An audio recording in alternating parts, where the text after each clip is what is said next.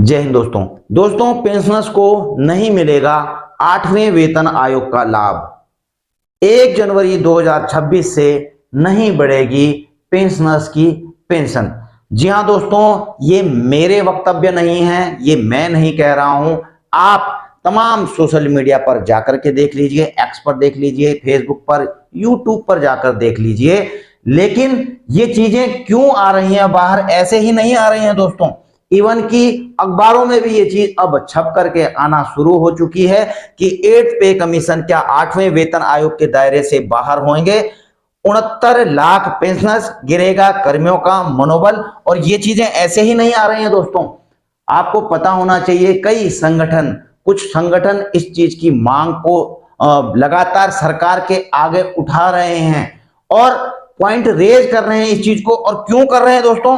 जब से दोस्तों यह सरकार ने कैबिनेट में अप्रूव किया है, 8वें वेतन आयोग की समिति को गठित किया है, तो यहां पर दोस्तों उसके बाद गजट नोटिफिकेशन भी निकाला गया है। तो यहां पर दोस्तों सैलरी हाइक करने के लिए 8वें वेतन आयोग में बात की गई है, लेकिन कहीं पर भी पेंशन या पेंशन बढ़ाने के लिए कोई भी यहां पर कोई इस प्रकार के शब्द का, पेंशन शब्द का इस्तेमाल नहीं किया गया है। तो उसके बाद दोस्तों कई सवाल खड़े कर दिए गए हैं कुछ आपके संगठनों की तरफ से, और इवन की उन्होंने वित्त मंत्रालय को, फाइनेंस मिनिस्ट्री को लेटर भी लिख दिए हैं इसके रिगार्डिंग कि पेंशनर्स का क्या, आपने तो पेंशनर्स का जिक्र ही नहीं किया आपने गजट नोटिफिकेशन में, तो क्या आप पेंशनर्स की पेंशन नहीं बढ़ाने जा रही हो? तो आपको दोबारा से गजट नोटिफिकेशन में कुछ अमेंडमेंट करने चाहिए, ये भी मांग हुई है दोस्तों। और आप देख ही रहे हैं कि यहां पर पहली बात तो एक तो टाइम पर सवाल उठाए गए थे। संगठन all India trade union Congress के महासचिव अमरजीत कौर ने इस पर कहा था कि पहले तो 10 महीने तो आपने केवल समिति बिठाने में लगा दी, अब 18 महीने जो है आप रिपोर्ट देंगे, और ये रिपोर्ट जाते जाते जो है 2027 तक के अंत पर चले जाएगी। और जो टर्म्स और रेफरेंसेज हैं उसमें भी दोस्तों इन्होंने सवाल उठाए हैं कि शर्तें इतनी कठोर हैं कि 8वें वेतन आयोग के सामने बहुत मजबूरियां पैदा होंगी, ऐसी ऐसी शर्तें हैं उसमें। और सबसे बुरी बात यह है, कही गई है कि नॉन कंट्रीब्यूटरी पेंशन स्कीम की अनफंडेड कॉस्ट का ध्यान रखना चाहिए। ये नॉन कंट्रीब्यूटरी पेंशन स्कीम कौन है दोस्तों? जो अनफंडेड ओल्ड पेंशन स्कीम ले रहे हैं, डिफेंस पेंशनर हैं, जो सेंट्रल गवर्नमेंट के पेंशनर्स हैं, तो 2004 से पहले के जो ओल्ड पेंशन स्कीम के तहत, तो इस चीज के ऊपर काफी सवाल पैदा हो गए हैं। और इवन की दोस्तों आपने देखा होगा centre approve terms of 8th central pay commission, तो इसमें भी जो दोस्तों प्रपोज दिया गया था, it will propose change in salaries of union government employ. यहां पर पेंशन का कोई पेंशन शब्द का कोई इस्तेमाल नहीं किया गया था। यहां देख रहे there are about 50 lakh central government employ, तो यहां पर भी कोई पेंशनर्स का जिक्र नहीं किया गया था। और देखिए दोस्तों, वीडियो को पूरी जरूर देख लेना, आप इन चीजों को देखकर एकदम निराश मत हो जाना, क्योंकि कम से कम जब मैंने ये सारी चीजें देखी हैं, तो इसके बाद मैंने कई डॉक्यूमेंट्स निकालने की कोशिश की, कुछ प्रूफ्स निकालने की कोशिश की कि क्या वाकई में पेंशनर्स की पेंशन 8वें वेतन आयोग के तहत नहीं बढ़ेगी या बढ़ेगी। इस चीज को भी मैं आगे वीडियो में एनालिसिस करके आपको क्लियर बताऊंगा, बिल्कुल डॉक्यूमेंटेड प्रूफ के साथ में। लेकिन जो ये सारी चीजें निकल रही हैं दोस्तों, सबसे पहले तो आप ये भी देख रहे हैं, इन्होंने भी नाराजगी जताई है। ये AITUC जनरल सेक्रेटरी हैं अमरजीत कौर जी। तो ये टर्म्स ऑफ रेफरेंसेज हैं दोस्तों, पहले आप यह सुन लीजिए कि नाराजगी क्या है, क्या लग रहा है कि पेंशनर्स को कि पेंशन 8वें वेतन आयोग में बढ़ेगी नहीं बढ़ेगी। पहले ये चीज देख लीजिए। देखिए, जो मैंने आर्टिफिशियल इंटेलिजेंस से बिल्कुल एनालिसिस करके निकाला है कि क्या कहता है, उसके अनुसार क्या यहां पर उन्होंने कंपाइल करके रिपोर्ट दी है कि केंद्रीय कर्मचारियों और पेंशनभोगी 8वें वेतन अधिसूचना 3 नवंबर को जारी हो से काफी असंतुष्ट हैं। ठीक है, सरकार ने आयोग को गठन तो कर दिया, लेकिन टर्म्स ऑफ रेफरेंस ऐसे हैं कि कर्मचारियों और पेंशनभोगियों को लगता है कि उन्हें न्याय नहीं मिलेगा। मुख्य कमियां और असंतोष के कारण आप ये देख लीजिए। पहले यहां प्रमुख कमियां और कारण बताए जा रहे हैं, जो राजपत्र अधिसूचना के और सरकारी संघ की प्रतिक्रियाओं पर आधारित है। ठीक है ना, जो सोशल मीडिया पर कई प्रतिक्रिया आ रही हैं, तो उसको कंपाइलेशन यहां पर निकाला गया है। सबसे पहले 69 लाख मौजूदा पेंशन भोगियों को दायरे से बाहर रखा गया। अधिसूचना में मौजूदा पेंशनर्स यानी कि लगभग 69 लाख और पारिवारिक पेंशनर्स यानी कि जो फैमिली पेंशन ले रहे हैं की पेंशन रिवाइज ना का कोई प्रावधान नहीं है, उनका रिवीजन पेंशन रिवीजन का कोई प्रावधान नहीं है। उसमें स्पेशली कोई मेंशन नहीं किया गया है कि जो फैमिली पेंशन हैं या पेंशनर्स हैं उनकी पेंशन रिवाइज की जानी चाहिए और 1 जनवरी 26 से पेंशन बढ़ोतरी नहीं होगी। ठीक है, केवल एनपीएस यूपीएस वाले कर्मचारियों के लिए डीसीआरजी और गैर एनपीएस वाले कर्मचारियों की पेंशन की समीक्षा होगी, लेकिन मौजूदा पेंशनर्स को बाहर रखा गया है। एआईटीयूसी ने इसे विश्वासघात और बुजुर्गों के साथ अन्याय, गंभीर अन्याय बताया। ठीक है, अब देखो पेंशन रिवीजन पर अनफंडेड कॉस्ट का बोझ, अनफंडेड कॉस्ट का बोझ आप समझ सकते हो दोस्तों।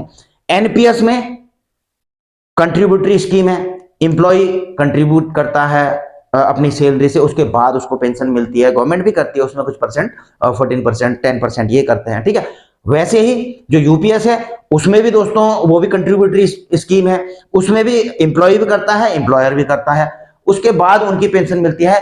लेकिन ये क्या है दोस्तों, गैर कंट्रीब्यूटरी पेंशन स्कीम की अनफंडेड लागत। जी हाँ दोस्तों, जो अनफंडेड कॉस्ट है इसका बोझ, यानी कि जिन्होंने कंट्रीब्यूशन नहीं किया है, और कंट्रीब्यूशन किसमें नहीं होता था, ओल्ड पेंशन स्कीम में। ओल्ड पेंशन किस किस को, डिफेंस के तो सबको मिलती है, ठीक है ना, डिफेंस, आर्मी, एयरफोर्स, नेवी, और जो सरकारी कर्मचारी हैं 2004 से उनको मिलती है ये वाली गैर कंट्रीब्यूटरी पेंशन स्कीम। तो इसमें विशेषकर दोस्तों जो टर्म्स ऑफ रेफरेंस के F3 में कहा गया है, ये है टर्म्स ऑफ रेफरेंस, ये F3 आप देख रहे होंगे, ये वाला unfunded cost of non contributory pension scheme. और चाहे आप ये प्रेस रिलीज भी देखेंगे, the unfunded cost of non contributory pension scheme, इसका ख्याल रखने के लिए कहा गया है। अब इसका ख्याल से बड़ी चिंतित हो गए हैं कि इससे पुरानी पेंशन स्कीम वालों को पेंशन बढ़ोतरी सीमित या नाममात्र ही रह सकती है, या तो सीमित कर दी जाएगी क्योंकि इसमें तो किसी ने कंट्रीब्यूशन किया ही नहीं है और इससे बोझ पड़ता है सरकार के ऊपर, ठीक है ना। तो इसको ध्यान में रख करके पे कमीशन अपनी जो है सिफारिशें करे, क्योंकि इन्होंने कंट्रीब्यूशन नहीं किया है कुछ नहीं, और इसका बोझ सरकार पर पड़ रहा है। तो ये चीजें जो है एआई के द्वारा दोस्तों जो एनालिसिस की गई हैं ओवरऑल, उसको मैं अभी बता रहा हूं आपको, ठीक है। बाकी आगे भी देख लेना आप, इतना भी चिंतित मत हो जाना। पेंशन बढ़ोतरी सीमित, अच्छा, कम्यूटेड पेंशन की बहाली 11 साल या हर 5 साल में 5% बढ़ोतरी जैसे पुराने सुझावों का कोई जिक्र नहीं। देखिए जो गजट नोटिफिकेशन निकला है उसमें आपको पता जो कम्यूटेशन है लगातार मांग उठाई जा रही थी, 15 साल से घटा करके इसे 11.5-12 साल कर दिया जाए, एक तो उसमें कोई जिक्र नहीं है। और जो एडिशनल पेंशन मिलती है दोस्तों 80 साल से ऊपर 5 जो 20% बढ़ती है, तो लगातार मांग उठ रही है कि देखिए लोगों का जीवन का वो कम हो चुका है, तो 65 साल से जो है मतलब 65 साल से 5%, 70 में 10%, इस प्रकार से बढ़ता हुआ, तो वहां पर कोई जिक्र नहीं किया गया है। ये नाराजगी के कारण है दोस्तों। ओल्ड पेंशन स्कीम की बहाली का कोई प्रावधान नहीं है। तो देखिए एनपीएस यूपीएस की जगह ओपीएस की कोई बात नहीं की गई, और जबकि लगातार मांग कर रहे हैं अभी तक गवर्नमेंट यूपीएस तो लेकर के आई एनपीएस की जगह में, लेकिन अबाउट जो है केवल 4% कर्मचारियों ने ही उसको ऑप्ट किया है। अभी आप खुद समझ सकते हैं, यानी कि कर्मचारी यूपीएस से खुश नहीं है और अभी भी लगातार ओल्ड पेंशन स्कीम की ही मांग उठा रहे हैं। तो ये मांग उठा रहे थे कि भाई 8वें वेतन आयोग में इस चीज को किया जाना चाहिए था, ठीक है। अच्छा, वेतन बढ़ोतरी पर वित्तीय अनुशासन का दबाव, जैसे इसमें टर्म्स ऑफ रेफरेंस में आपने देखा ना कुछ वर्ड्स हैं, फिस्कल प्रूडेंस यानी कि आर्थिक स्थिति और राज्य सरकारों पर प्रभाव का जिक्र है। इससे फिटमेंट फैक्टर ज्यादा की कम, मतलब फिटमेंट फैक्टर कम रह सकता है। कर्मचारी 20 से 30% तक बढ़ोतरी चाहते हैं, लेकिन आयोग को समिति सीमित संसाधन का हवाला देकर कम सिफारिशें करने के लिए कहा गया है। अगर आपने टर्म्स ऑफ रेफरेंस पढ़े होंगे तो शायद आपको ध्यान होगा, मैंने वीडियो में बताया भी था कि इन चीजों को ध्यान में रखते हुए सारी चीजें अगर पढ़ लेना आप आराम से, ठीक है, तो इन चीजों को ध्यान में रखते हुए पे कमीशन को एक हिदायतें दी गई है कि आपने इस हिसाब से रिपोर्ट देनी है कि देश का जो है वित्तीय बजट भी आपने देखना है, संसाधन भी देखने हैं, ठीक है, ये सारी चीजें देखनी है, राज्य सरकारों पे भी इसका प्रभाव देखना है, कई चीजें। तो इनका कहना है जो संगठनों का कि ये क्या है, ये जो है एक प्रेशर डाला जा रहा है पे कमीशन के ऊपर, ताकि वो कर्मचारियों की सैलरी पेंशन वगैरह में ज्यादा वृद्धि ना करें। भत्तों की कटौती और रैशनलाइजेशन, मौजूदा भत्तों की समीक्षा कर अनावश्यक भत्ते खत्म करने की बात आपको पता ही है। जो अनावश्यक भत्ते हैं उनको कम किया जाना है इसमें, तो उनको खत्म करने की बात की गई है। तो HRA, TA, बच्चों की शिक्षा भत्ता आदि कम हो सकते हैं, ठीक है। अब ये चीजें सारी चल रही हैं। परफॉर्मेंस लिंक्ड वेतन और बोनस, आपको पता ही है कि कल मैंने वीडियो में बताया था, परफॉर्मेंस लिंक्ड वेतन बोनस के बारे में यहाँ पर बात की गई है दोस्तों। आप पढ़ ले, आपने पढ़ भी लिया होगा, सबके पास है आजकल तो पढ़ा हुआ, कि वेतन को प्रदर्शन आधारित बनाने पर जोर, इससे सभी एक समान बढ़ोतरी नहीं मिलेगी, यानी कि किसी को ज्यादा मिल रही है, किसी को कम मिल रही है, उनको इंसेंटिव, किसी को इंसेंटिव मिल रहा है, किसी को नहीं मिल रहा है, बोनस भी जो है उसी हिसाब से मिल रहा है, तो इससे जो है हर कर्मचारी को फायदा नहीं होगा। और न्यूनतम वेतन और रहन सहन का कोई जिक्र नहीं है इसमें, अभी तक कोई ऐसा जिक्र नहीं है कि आधुनिक जीवन यापन, पोषण, शिक्षा, स्वास्थ्य, आवास आदि पर लिविंग वेज, तो इन चीजों के ऊपर ये पे कमीशन डिपेंड करता है दोस्तों, पूरा इसमें वो रहता है, इसको जो है पूरे तरीके से वो बनाना पड़ता है। लेकिन आप खुद देख रहे हैं अब जो आपका ये है गजट नोटिफिकेशन है, कितने 2 पन्ने का है, इसमें क्या क्या तो लिख देगी सरकार, है ना। तो मैं आता हूं कुछ तथ्य जो मैंने निकाले हैं, जो मैं आपको हमेशा कहता हूं दोस्तों। अब आप ऐसा मत बोलना कि मैं सरकार की तारीफ करने वाला हूं यहाँ पर, ठीक है, वाकई में पेंशनर्स को नहीं मिलेगी या मिलेगी, ठीक है, लेकिन मेरा काम है दोस्तों, जब ऐसी चीजें आते हुए देखता हूं मैं सोशल मीडिया पर, तो उसका एनालिसिस करना पड़ता है कि क्या वाकई में पेंशनर्स की पेंशन 8वें वेतन आयोग में नहीं बढ़ेगी या बढ़ेगी। तो मैंने कुछ चीजें निकाली हैं ताकि कुछ सेटिस्फेक्शन आपको भी मिल सके दोस्तों, और हम लोग भी सेटिस्फाई हो पाए कि जो है आपको सही खबर हम दे पाए।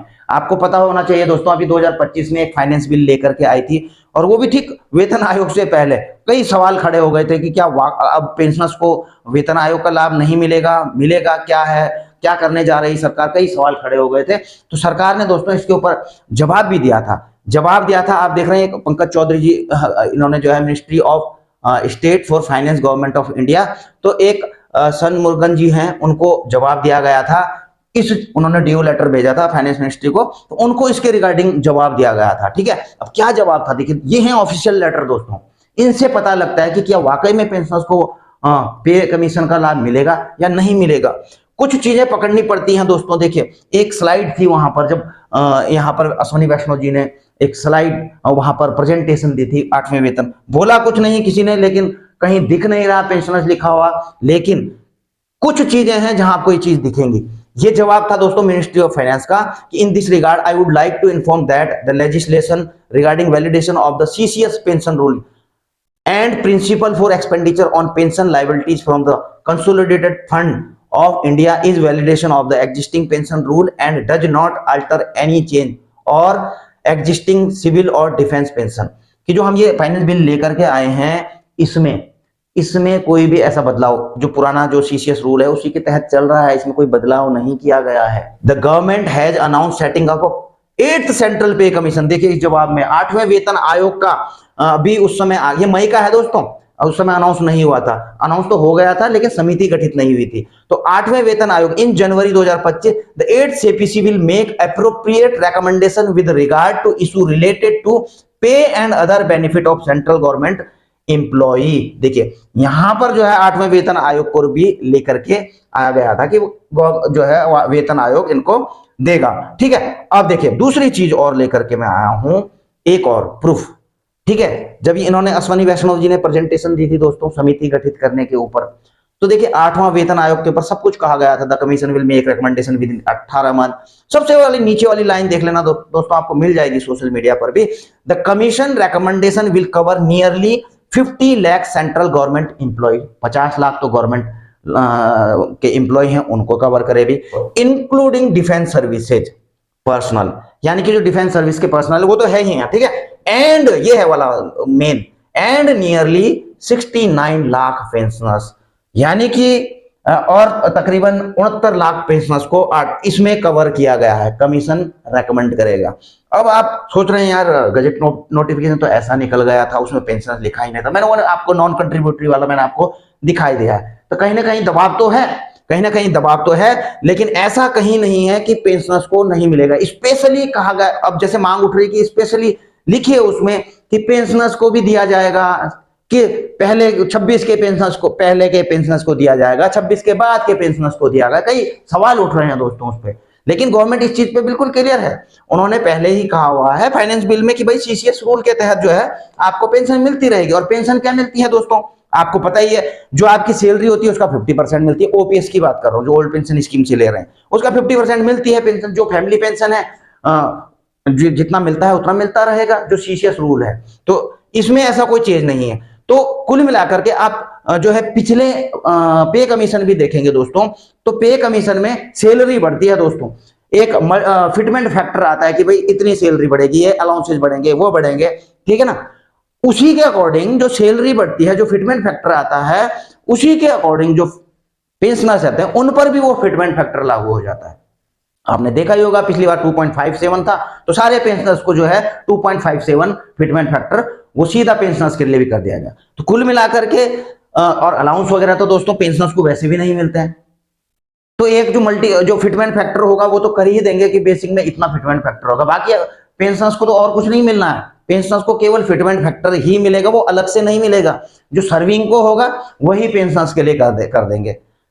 आप इस चीज को समझ ही रहे होंगे बेहतर ढंग से दोस्तों, समझ रहे होंगे कि फिटमेंट फैक्टर वही मिलेगा जो सैलरीड को मिल रहा है, वो पेंशनर्स का भी वही हो जाएगा।